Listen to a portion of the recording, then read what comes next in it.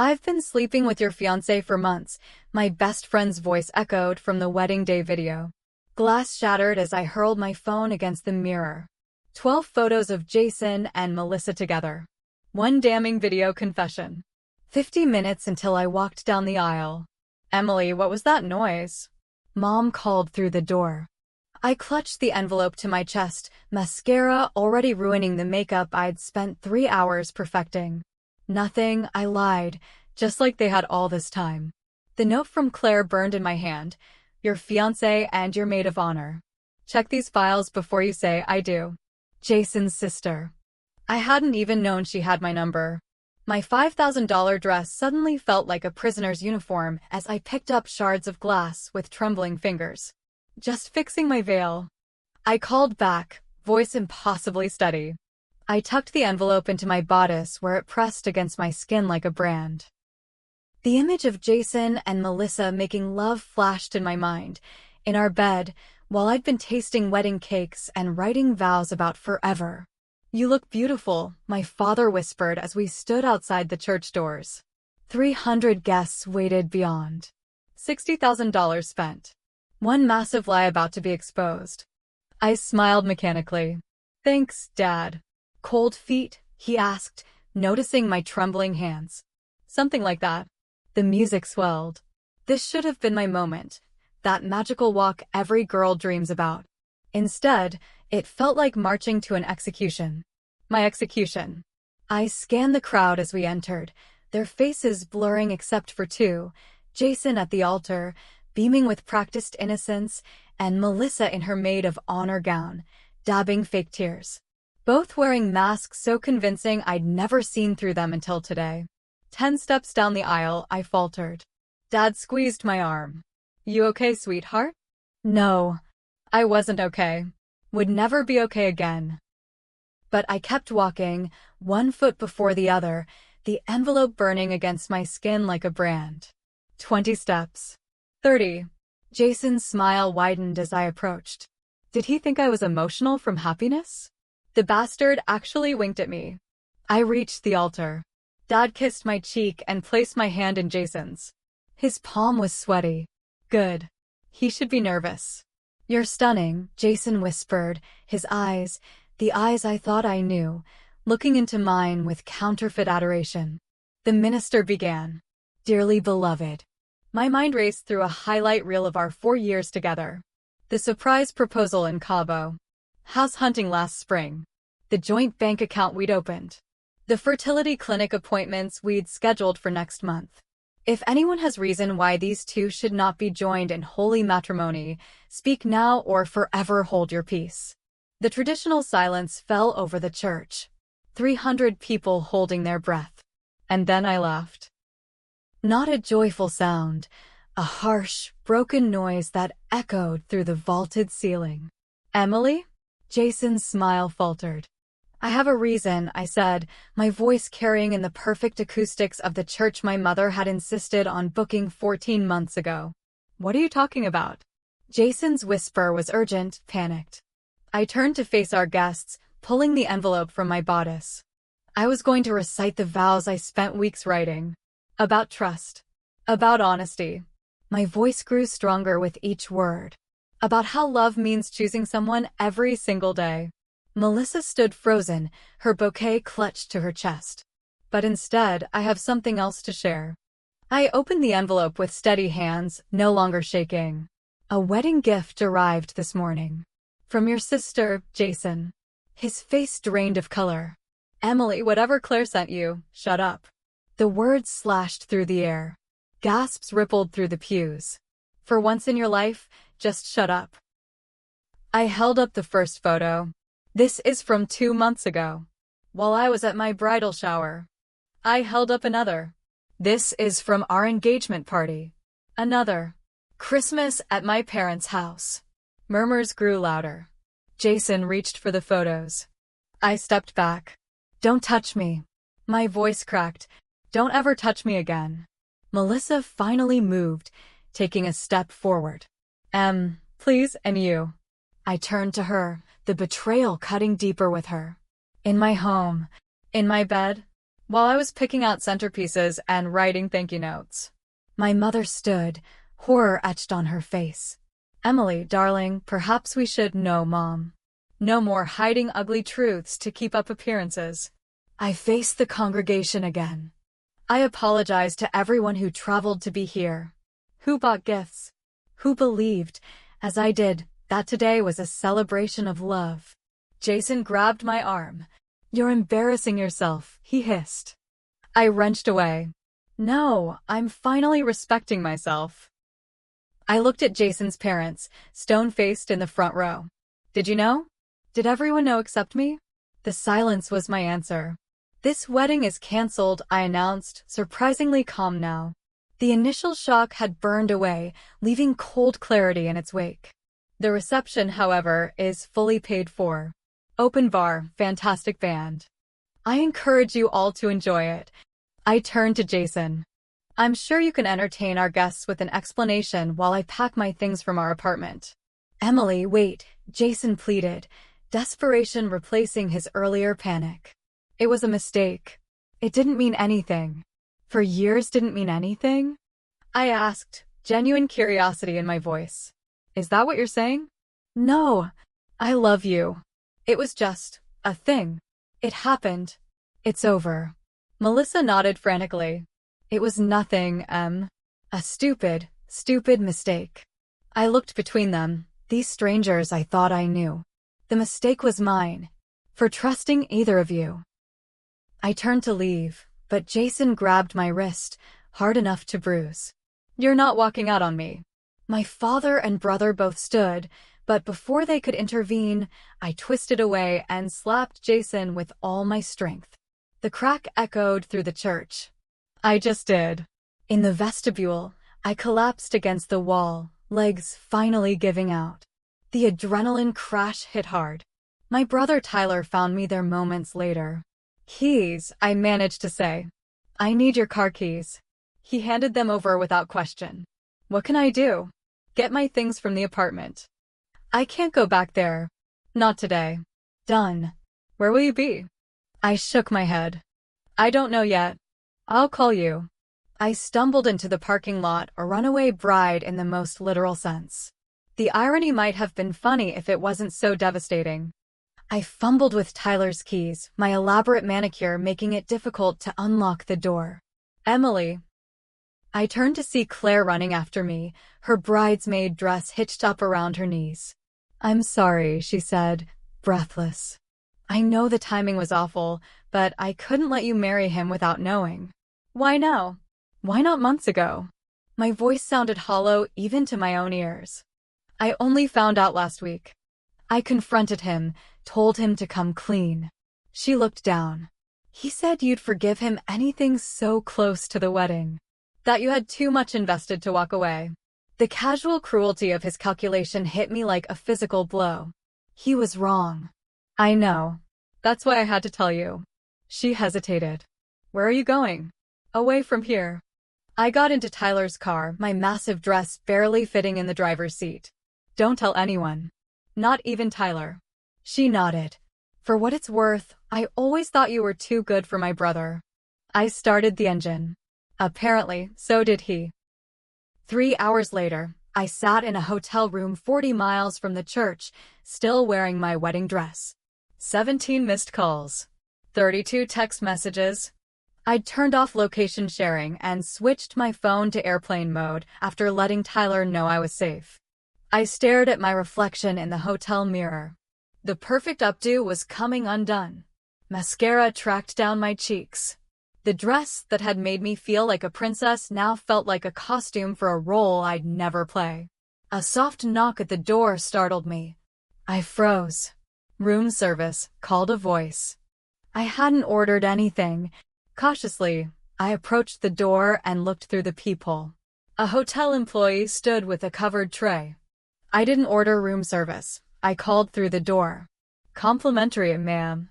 Management noticed you checked in under unusual circumstances. I cracked the door open.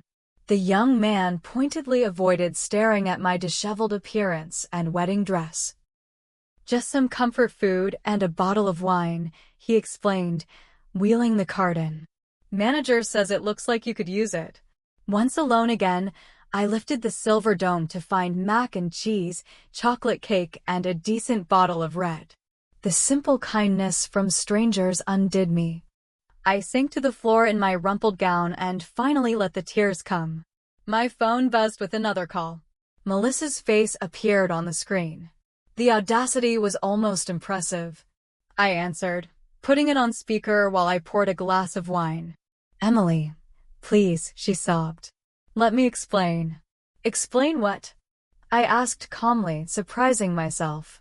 "How you slept with my fiancé. How you helped plan my wedding knowing what you'd done. How you stood beside me today planning to watch me marry him. It was a mistake. A horrible, terrible mistake. A mistake is forgetting to mail a thank you note. This was a choice.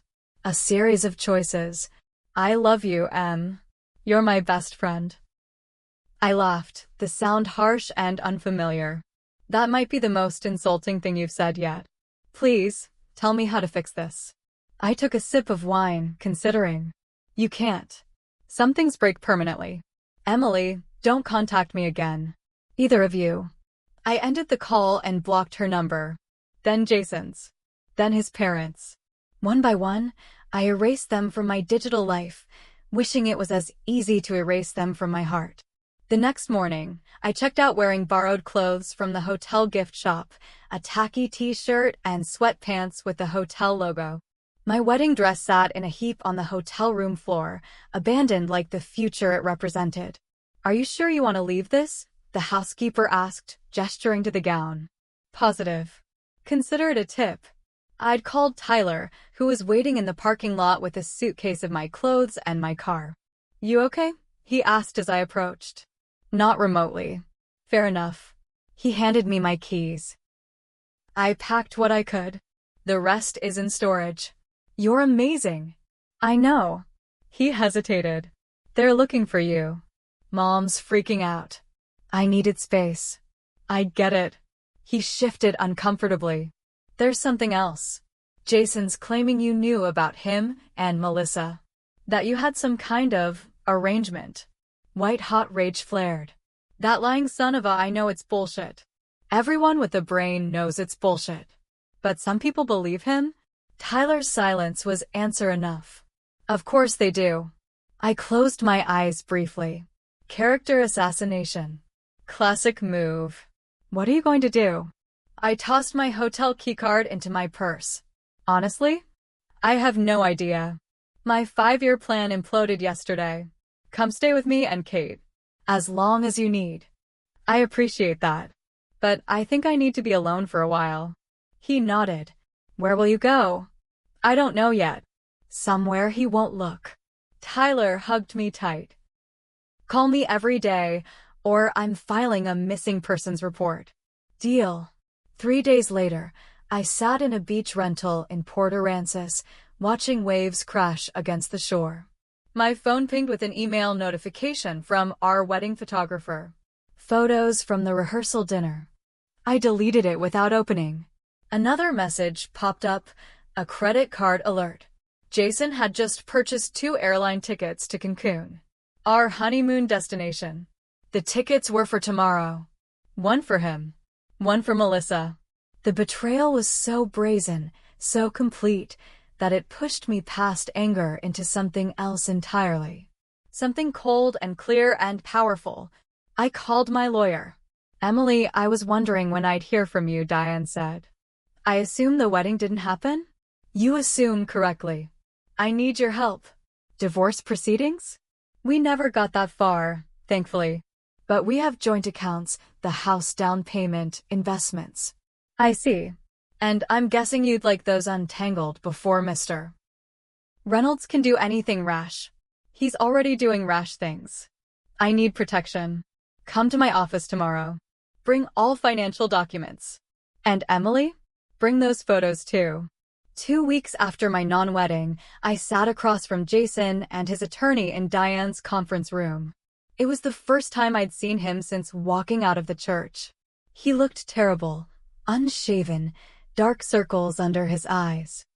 I felt nothing but a clinical interest in his deterioration. "We appreciate you agreeing to this meeting," his lawyer began. I didn't agree. I insisted, I corrected. "I want this resolved quickly." Jason leaned forward. "Emily, baby, we need to talk privately. We have nothing to discuss that can't be said here. I made a mistake. We can get past this." I looked at him, really looked at him, searching for what I'd once loved. I found nothing familiar. "How's Cancun?" I asked mildly. "The oceanfront king suite at the Ritz always was your favorite." He blanched. "How did you? Joint credit cards, Jason. Among other things you apparently forgot about." His lawyer cleared his throat. "Perhaps we should focus on the division of assets." "Yes," Diane agreed. "My client's terms are straightforward. She wants her initial investment in the house returned, her name removed from all joint accounts, and her personal belongings from the apartment." "And if I refuse?" Jason challenged. I smiled thinly. "Then I'll provide the content of Claire's envelope to the divorce court when you marry your next victim. I'll share it with your employer, whose morality clause you've certainly violated. And I'll make sure your parents see exactly what their son has been doing." "You wouldn't." "Try me." I leaned forward. "You took enough from me. You don't get to take my financial security too." His lawyer whispered urgently in his ear. Jason's jaw worked, but he eventually nodded. "Smart choice," I said, standing. "And Jason? I'm keeping the ring. Consider it an asshole tax." 1 month later, I stood in my new apartment, surrounded by boxes. It was smaller than the house we'd put a down payment on, but it was mine. Every painting, every piece of furniture, every throw pillow, chosen by me, for me. My phone buzzed with a text from Tyler, * mom's asking if you'll be at Sunday dinner. Again, * I sighed. My family meant well, but they didn't understand why I'd withdrawn from everyone, not just Jason and Melissa. They didn't understand that trusting people felt like a muscle I'd torn, one that needed time to heal before I could use it again. Another text came through from my mother. * Melissa came by today. She's devastated, Emily. Maybe if you just talked to her. * I stared at the message, anger boiling up again. Why was I the one expected to mend things? Why was I being cast as unreasonable for walking away from people who had systematically betrayed me? I typed back. "If you bring her up again, you won't be seeing me at Sunday dinner or any other day." Harsh, but necessary. Boundaries were all that kept me sane these days. My phone rang, an unknown number. I nearly ignored it, but something made me answer. "Hello. Is this Emily Richardson?" A woman's voice, unfamiliar. "Yes. Who's this?" "My name is Vanessa. You don't know me, but Jason was seeing me too. Before your wedding." I sank onto my new couch. "Excuse me. I saw the announcement in the paper about your canceled wedding." I recognized his name. She paused. "I thought you should know you're not alone. There were others." The floor seemed to tilt beneath me. "Others?" Plural. "At least 3 that I know of. We found each other online. Support group of sorts." I laughed, a startled, genuine laugh. "You're kidding." "I wish I was." "Listen, we're meeting for drinks tomorrow night. To commiserate. Maybe celebrate our narrow escapes. Would you like to join us?" I hesitated, the invitation simultaneously tempting and terrifying. "I don't know. Just think about it. I'll text you the details."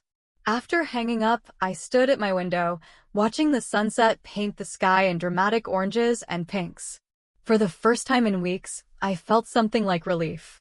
Not because misery loves company, but because knowing Jason's betrayal went beyond me somehow made it less personal. Less about my failings.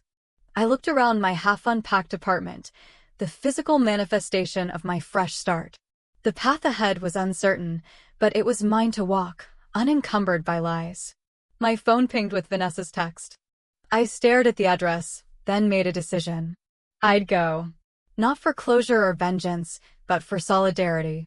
And maybe, just maybe, to reclaim a piece of myself that had been lost in the rubble of my almost marriage. The wedding I'd planned for 14 months had collapsed in 14 minutes.